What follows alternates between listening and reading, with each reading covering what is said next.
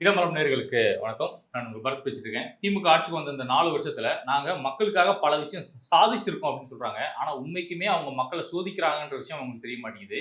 அதுக்கு பல உதாரணங்கள் இருக்கு. குறிப்பா இப்ப சமீபத்துல நடந்த அந்த வடகாடு கலவரம், சாதி கலவரம். அது சாதி கலவரம்னு சொல்ல முடியாது. இரு தரப்பு மக்களுக்கு இடையே ஒரு சின்ன மோதல். அது ஒரு பெரிய கலவரமா இவங்க உருவாக்கிட்டானுங்க. இதுல திருமாவளவன் அவர்கள் நான் ஒரு தரப்புக்கு ஆதரவா பேசுறேன்னு சொல்லி பொய்யான கருத்துக்கள அவர் திணிச்சுட்டு போயிருக்காரு. இப்ப அவர் மேல வழக்கு பதிவு செஞ்சிருக்காங்க. இது சம்மந்தப்பட்டு பேசுறதுக்காக நம்ம கூட அரிசி அவர்கள் இணைஞ்சிருக்காங்க. பிரதர் வணக்கம். வணக்கம். நம்ம ஏற்கனவே வடகாட பத்தி பேசியிருந்தோம். பட் அந்த வீடியோ நம்ம டிராப் பண்ணிட்டோம். காரணம் வடகாடுல 144 போட போறாங்கன்ற ஒரு செய்தி வந்தோனே, சரி அத பத்தி நம்ம பெருசா பேசி ஒரு அதிர்வலை ஏற்படுத்த வேணாம்னு தான் நம்ம அத நீக்கிட்டோம். இப்போ மறுபடியும் அந்த விஷயம் சூடு பிடிச்சிருக்கு. என்னன்னா சாதி பிரச்சனையா கிடையாது. சாதிய மோதல திருமாவளவன் திட்டமிட்டு தூண்டுறாருன்னு சொல்லி அந்த ஊர் மக்கள் அவர் மீது வழக்கு பதிவு பண்ணியிருக்காங்க. இத நீங்க எப்படி பார்க்குறீங்க? இப்ப திருமாவளவன் அவர்களுக்கு அங்க என்ன நடக்குதுங்கிறதே தெரியல. அங்க இரு தரப்பு மோதல்கள சாதி மோதல்களா அவர் பார்க்குறாரு. அ குறிப்பா ஒரு கம்யூனிட்டி தன்னுடைய தலித் கம்யூனிட்டிக்கு அகைன்ஸ்டா அங்க வேலை பார்த்துட்டு இருக்கு அப்படிங்கிறது தான் அவருடைய குரலா இருக்கு. காவல்துறை இது இல்லன்னு மறுப்பு தெரிவிச்சுட்டாங்க. ஒரு அறிக்கை குடுத்துட்டாங்க. அறிக்கை குடுத்ததுக்கு அப்புறம் காவல்துறையுடைய அறிக்கை எனக்கு அதிர்ச்சி அளிக்குது. காவல்துறை முறையாக விசாரிக்கணும். அவங்க விசாரிச்சு தாங்க பண்றாங்க. அங்க அமைச்சரே நேரா போயிருக்காரு. அமைச்சரே நேரா போய் அவர் ஃப்ரம் த மிட்நைட்ல இருந்து கன்டினியூஸா அங்க என்ன நடக்குதுங்கிறதெல்லாம் அங்க இருக்கிற காவல்துறை உயர் அதிகாரிகளோட அமைச்சர் பயணிச்சுட்டு தான் இருக்காரு, பார்த்துட்டு தான் இருந்திருக்காரு. ரகுபதி அவர்கள் நேர்ல ஆமாமா, ரகுபதி அவர்கள் நேர்ல தான் இருந்தார். ஸோ அதனால அங்க ஒரு அமைச்சர் நேர்ல இருக்கும்போது நீங்க இப்படி குற்றச்சாட்டு வைக்கிறீங்கன்னா, ஒண்ணு ஒரு சாதி மோதல் ஏற்படணும்னு நீங்க நினைக்கிறீங்க. அப்படி இல்லை அப்படின்னா திமுக கூட்டணி மேல ஒரு அதிருப்தியில இருக்கீங்க அப்படிங்கிறத வெளிக்காட்டுறதுக்காக நீங்க இப்படி சொல்றீங்கன்னு எடுத்துக்க முடியும். ரெண்டை தாண்டி நீங்க வேற ஏதாவது ட்ரை பண்றீங்க அப்படின்னா என்னங்கிற திருமாவளவன் அவர்கள் தான் சொல்லணும். குறிப்பா அந்த தேர்தல் நேரத்துல விசிகா இந்த புதுக்கோட்டை, அப்புறம் தஞ்சாவூர், இந்த திருச்சி இந்த பகுதிகளெல்லாம் அவங்க வீக்கா தான் இருக்காங்க. அப்ப வீக்கா இருக்க பகுதியில் நம்ம விசிகா வளரணும்னா ஒரு கலவரம் ஏற்படணும் அப்படின்னு திட்டமிட்டு தான் அவர் செயல்படுறாரு. மிக தெளிவா தெரியுது. என்ன ரீசன்னா அங்க இருக்கக்கூடிய முத்துமாரியம்மன் கோயில்ல முன்னுரிமை அங்க இருக்கக்கூடிய தலித் மக்களுக்குன்னு அவர் ஒரு வார்த்தை சொல்லிட்டு போயிட்டாரு. உண்மைக்குமே அந்த கோவிலுடைய உரிமையாளர் யாருன்னு பார்த்தோம்னா ஒரு குறிப்பிட்ட சமுதாயம் சார்ந்த ஒரு குடும்பத்தினர் தான் இங்க பொறுப்பு. ஏன்னா அது பட்டா நிலத்தில் இருக்கக்கூடிய ஒரு கோவில். ஆனா இவர் பிரஸ் மீட் கொடுத்த அந்த விஷயம் டோட்டலா அகேன்ஸ்ட். அப்ப திட்டமிட்டு அங்க சாதிய மோதல் தூண்டுறதுக்காக வேலை பார்த்திருக்காருன்னு தான் நான் நினைக்கிறேன். நீங்க எப்படி பாக்குறீங்க? ஒரு கோவில் ஒரு குடும்பத்திற்கு பாத்தியப்பட்ட கோவில் அப்படின்னா அந்த குடும்பத்திற்கான மரியாதை அப்படிதான் கிடைக்கும். கண்டிப்பா அந்த குடும்பத்தை சார்ந்த சமூகத்தவர்களுக்கு முக்கியத்துவம் கொடுக்கப்படுறது வாடிக்கையான விஷயம். ஆமா, அதுக்காக தலித் சமூகத்துக்கு முன்னுரிமை கொடுக்கப்படலை, தலித் சமூக மக்கள் வரக்கூடாதுன்னு சொல்லலை. அவங்க எல்லா சமூக மக்களும் வரலாம் அப்படிங்கிறது தான் அவங்களுடைய கருத்தாக இருக்குது. எல்லா சமூக மக்களும் வரலாம், எல்லா சமூக மக்களும் பூஜையில் கலந்துக்கலாம், யார் வேணாலும் இங்கே சாமியை வழிபடுறதுக்கான அனுமதி இருக்குது அப்படின்னு சொல்கிறாங்க.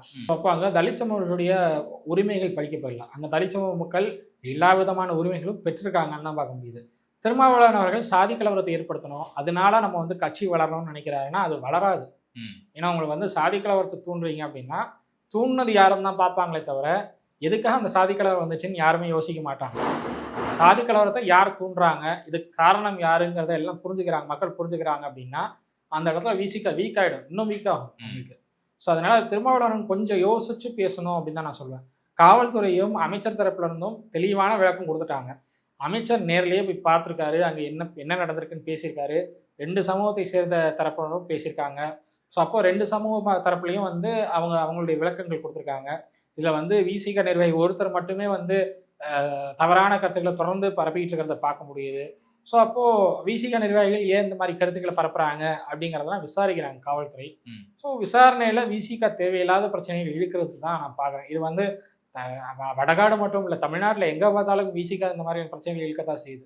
இல்லை, இப்போ பொதுவாக தலித் மக்கள் பாதிக்கப்படுறாங்க தான், நான் மறுக்கலை. ஆனால் நம்ம என்ன பண்ணாலும், நம்ம தப்பே பண்ணாலும் நமக்கு இங்கே ஆதரவு தெரிவிக்கிறதுக்கு இங்கே ஆட்கள் இருக்காங்க அப்படின்ற ஒரு மிதப்பில் ஒரு தவறு நடக்குது இல்லை, அதை தான் நம்ம கண்டிக்கிறோம். இல்லைங்க, உங்களுக்கு இப்போ சமீபத்தில் அந்த ஒரு திரௌபதி அம்மன் கோயில் விவகாரம் மேல்பாதியில் அந்த கோவிலில் கூட தலித் மக்கள் வரக்கூடாதுன்னு யாரும் சொல்லலை. பாத்தியப்பட்ட ஒரு சமூகத்திற்கு பாத்தியப்பட்ட ஒரு குடும்பத்துக்கு பாத்தியப்பட்ட கோயிலில் எங்களுக்கு மரியாதை கொடுங்க, முதல் மரியாதை கொடுங்கன்னு கேட்குறாங்க. அதை எப்படி கொடுக்க முடியும்னு நான் கேட்பேன். இல்லையா, நம்ம பார்த்தோமே அங்கே இருக்கக்கூடிய அந்த மாட்டு சமுதாயத்தினது மண்ணை தூவி இவங்க உள்ள போயிட்டாங்க, கோவிலே இடிங்கன்னு சொன்ன அதுதான். அது மறுபடியும் அங்கே இருக்கிற விசிகாவினர் செஞ்ச செயல். விசிகாவினர் நாங்கள் வந்துட்டோம் பார்த்தீங்களா அப்படின்னு சொல்லி பட்டாசு வெடிச்சு அதை கொண்டாடுறேங்கிற பேரில் அங்கே இருக்கிற மக்களை வெறுப்பேற்றிருக்காங்க. அப்போ அவங்க என்ன சொல்றாங்க, நீங்க இப்படியே பண்ணிட்டு இருங்க, நாங்க தேர்தலில் உங்களுக்கு தகுந்த பதிலடி கொடுப்போம்னு சொல்லி தான் ம். கோயிலை இழுத்து மூடுங்கிறாங்க அங்க இருக்கிற மக்கள். இல்லை, ரெண்டு தரப்பு மக்களும் சொல்றாங்க, ஒரு கிட்டத்தட்ட தரப்பு மக்கள் மட்டும் இல்ல. இல்ல கிட்டத்தட்ட இதே மாதிரி பிரச்சனை தான் வடகாட்டுலயும். என்னன்னா அங்க ஒரு ஐயனார் கோயில் இருக்கு. அந்த கோயிலுக்கு முன்னாடி இருக்கக்கூடிய கிரவுண்ட்ல எல்லா தரப்பு மக்களும் அந்த கிரவுண்டை பயன்படுத்துறாங்க. ஆனா திட்டமிட்டு அந்த கிரவுண்டு புறம்போக்கு நிலத்துல தான் இருக்கு. அந்த ஐயனார் கோயிலும் புறம்போக்கு நிலத்துல தான் இருக்கு. அதாவது அரசுடைய புறம்போக்கு நிலத்துல இருக்கக்கூடிய இடத்த அங்க இருக்கக்கூடிய ஒரு குறிப்பிட்ட மக்கள் மட்டும் தான் நாங்க யூஸ் பண்ணுவோம்னு சொல்லி அங்க இருக்கக்கூடிய தலித் மக்கள் திட்டமிட்டு அங்க இருக்கக்கூடிய மாற்று சமுதாயத்தின் மீது ஒரு வழக்கு தொடர்றாங்க. போயிட்டு அங்கேயும் போய் அடி வாங்கிட்டு வராங்க. நீதிமன்றம் என்ன சொல்லுதுன்னா, அது அந்த இது வந்து கிரவுண்ட் வந்து பொதுதான். பொதுப்பு சொத்தை யார் வேணா பயன்படுத்தலாம். அதனால கோவிலுக்கும் இதுக்கும் பிரச்சனை கிடையாதுன்னு நீதிமன்றம் தீர்ப்பு கொடுக்குது. அந்த கேஸ் இப்ப நடந்துகிட்டு வரதான் இருக்கு வேற. இப்ப என்னன்னா டக்குனு இங்கிட்டு திரும்பி பார்த்தோம்னா, இவங்க என்ன சொல்றாங்க, தலித் மக்கள் என்ன சொல்றாங்கன்னா, நீங்க அந்த கிரவுண்ட் வந்து விளையாடுங்க. அதுக்கு பதிலா முத்துமாரியம்மன் கோவில்ல எங்களுக்கு ஒரு கரை கொடுங்கன்றாங்க. அது 4 குடும்பத்துக்கு உடைய ஒரு கரை தான். 4 கரை தான் இங்க. 5வது கரையை எங்களுக்கு உருவாக்கி கொடுங்கன்னு சொல்லி அவங்க கேட்க போக தான் அங்க பிரச்சனை வருது. எப்படி உருவாக்க முடியும்? அதுதான் கேட்கிறேன். இதுல என்னன்னா இதே பிரச்சனை என் ஊர்லயும் இருக்கு. என் ஊர்ல எங்களுடைய கண்ணமடார் கோயிலுமே இதே பிரச்சனை இருக்கு. இப்ப விசிகா உள்ள வந்து எங்க ஊர்ல கொடி நடுறான்னு சொல்லி நட்டுட்டு அங்க இருக்கக்கூடிய தலித் மக்களை தூண்டி விட்டு இப்ப கோவில் மேல வழக்கு போட்டிருக்காங்க. அதெல்லாம் ஒரு புறம். விசிகா தொடர்ந்து தான் பண்ணுது. ஆனா இதுல கவனிக்கப்பட வேண்டிய விஷயம் என்னன்னா, அந்த வடகாட்டுல போராளி சேதுபதினு ஒரு பையனா இல்ல பெரிய ஆள் தான்.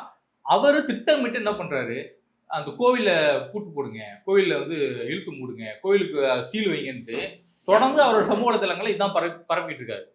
அதே மாதிரி ஒரு வீடு ஒன்று எரிஞ்சுன்னு சொன்னாங்க. அந்த வீடு எரிஞ்சது அப்படின்னா எரிஞ்சது உண்மைதான். ஆனா அந்த வீட்டுல யாருமே புழங்கல. அது ஒரு பாழடைஞ்ச பழைய வீடு.